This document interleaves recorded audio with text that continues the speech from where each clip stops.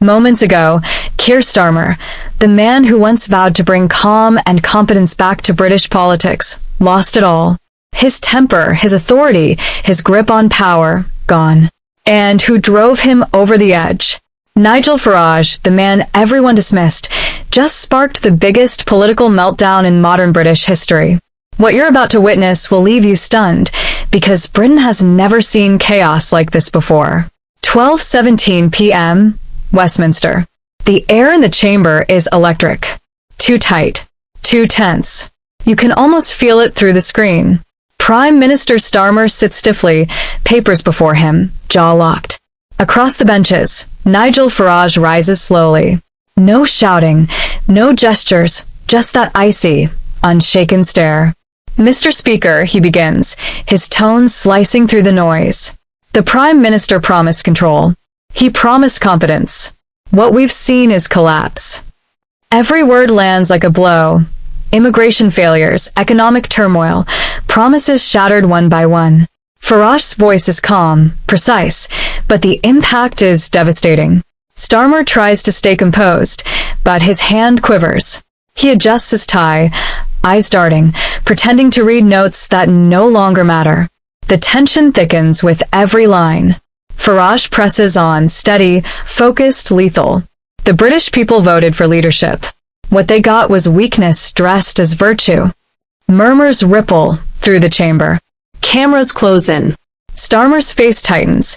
You can see the rage boiling beneath. And then it happens. He snaps.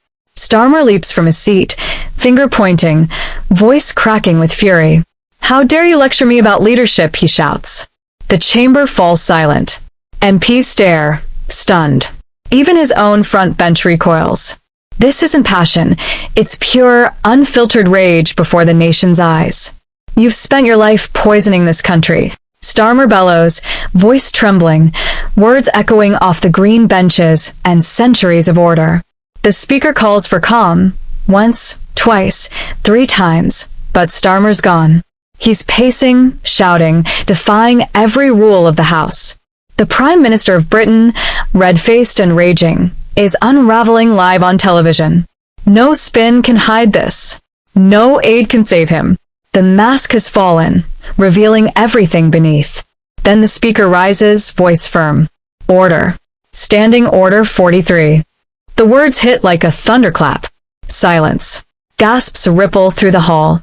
Order 43, the ancient rule, almost never invoked, grants the speaker power to eject any member, even the Prime Minister. Starmer freezes, disbelief written across his face. "You can't be serious," he mutters. The speaker's response is cold. Final warning. Security. Escort the Prime Minister from the chamber. And just like that, history breaks before our eyes. Officers step forward. The room falls dead silent. The kind of silence that hums with tension. Heavy, electric, suffocating. Cameras click. Every second drags like a century. Starmer's shoulders slump. The fury drains from his face, replaced by something raw, fear. His eyes dart around, searching for allies. None. No one dares to move. This is what the fall of power looks like, captured live for the world to see. As he's escorted out, Farage remains motionless. Calm. Cold. Watching the man who once mocked him being led away by Parliament's own guards. One man collapsing, the other rising from the wreckage. The symbolism is merciless. Farage doesn't smile, doesn't gloat. He simply stands, silent, as the Prime Minister vanishes behind the doors. And in that instant, the balance of power in Britain changes forever. Outside, the internet detonates. Starmer thrown out trends in seconds. Clips explode across every feed. The Prime Minister screaming, then being walked out like a headmaster scolding a student who lost control. Within minutes, it's everywhere. Breaking banners. Push alerts. Prime Minister removed from Parliament. Analysts scramble for context. Commentators call it historic, shocking, a constitutional earthquake. But the truth is simpler. It was a total collapse of control. Inside Westminster, MPs sit stunned. Some whisper it's over. Others just stare, hollow-eyed, still processing what they've seen. A few Labour loyalists attempt spin, calling it a moment of passion. But everyone knows, the damage is irreversible. You don't recover from this. Not in British politics. Not when millions have watched you break. The footage replays endlessly. The red face, the shouting, the jabbing finger, then that slow, humiliating walk toward the exit. For years, Starmer's brand was discipline, restraint, composure. In one eruption of rage, it all disintegrated. Across the aisle, Farage, long dismissed as a provocateur, now stands as the image of poise under fire. Minutes after Starmer's removal, Westminster descends into bedlam. Reporters swarm the lobbies. Journalists sprint through corridors, phones pressed to their ears, shouting the same words again and again. The Prime Minister's been thrown out. The clip spreads like wildfire. TikTok, X, Facebook, Instagram, Telegram. Every corner of the internet ablaze with the same moment. Britain's leader losing control. Within 15 minutes, millions have seen it. Within an hour, it's global. Headlines pour in like bullets. Starmer ejected. PM meltdown live. Speaker invokes Order 43. Each headline harsher than the last. BBC cuts to rolling coverage. Sky News calls it the most explosive parliamentary moment in living memory.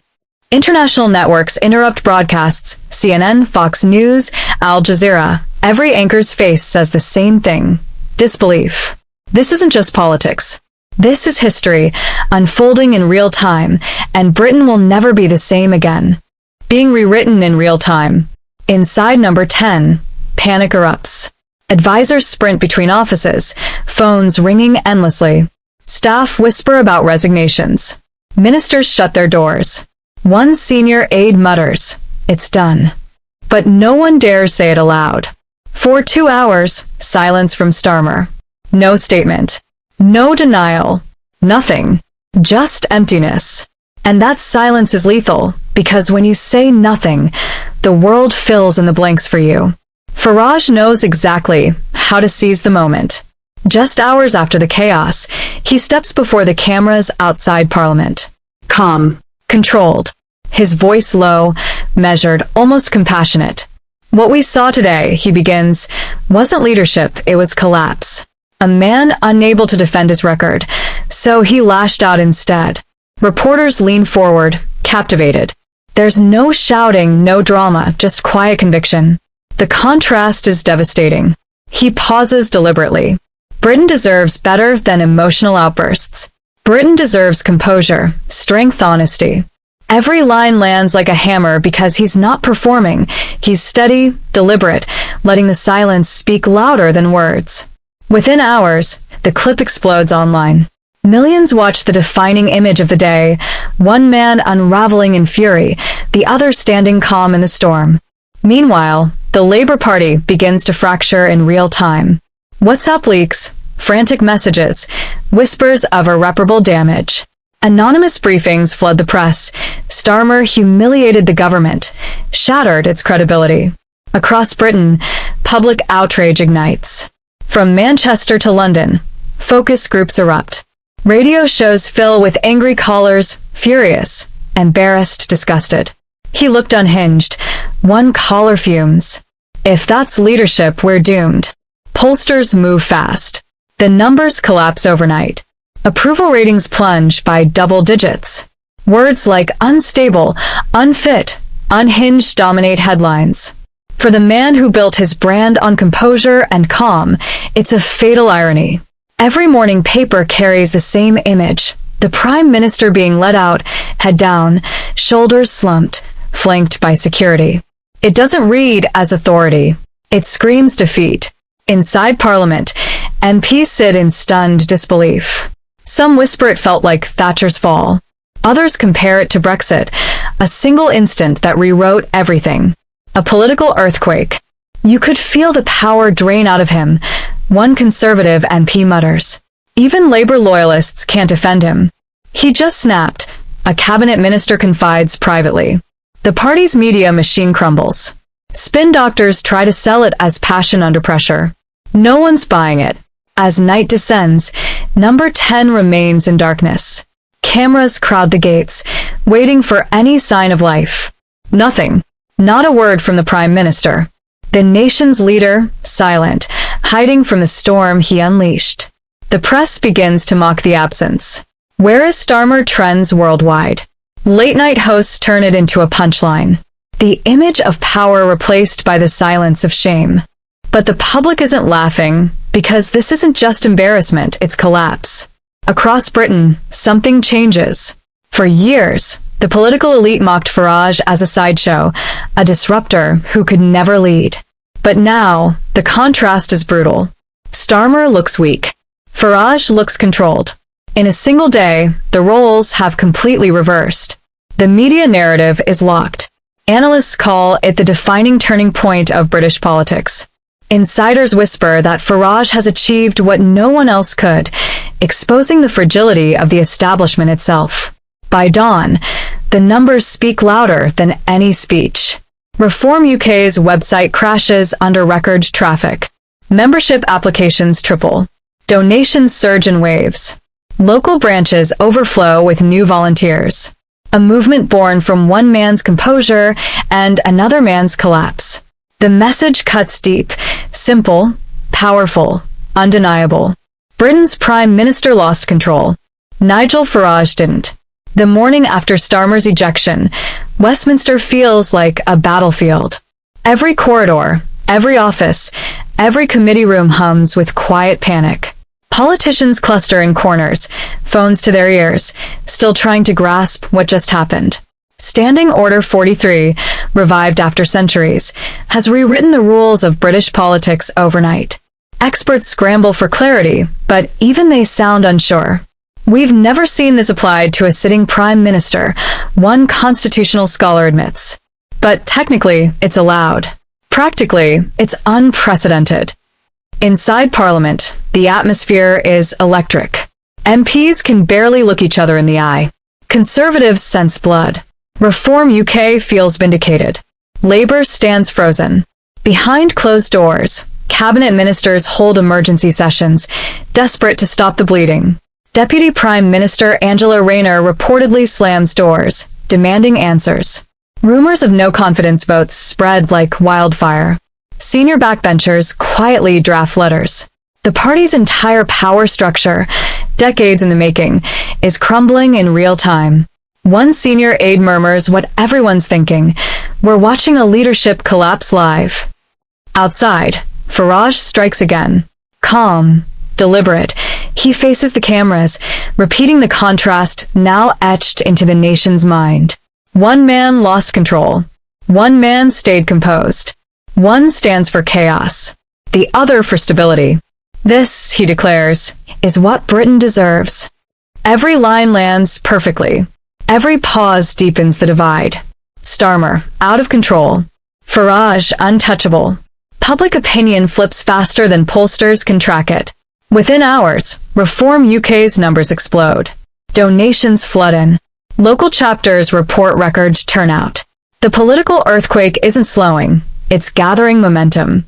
Media coverage reaches a fever pitch. Networks around the globe loop the footage endlessly. British PM ejected from Parliament becomes the world's headline. Foreign leaders react with growing alarm. France, Germany, the United States, all watching Britain's crisis unfold with unease. Diplomatic cables leak, describing the UK as unstable and unpredictable. Analysts warn of market tremors. Investors hesitate. Governments hedge. And for the first time in decades, Britain's reputation as a stable democracy begins to fracture before the eyes of the world.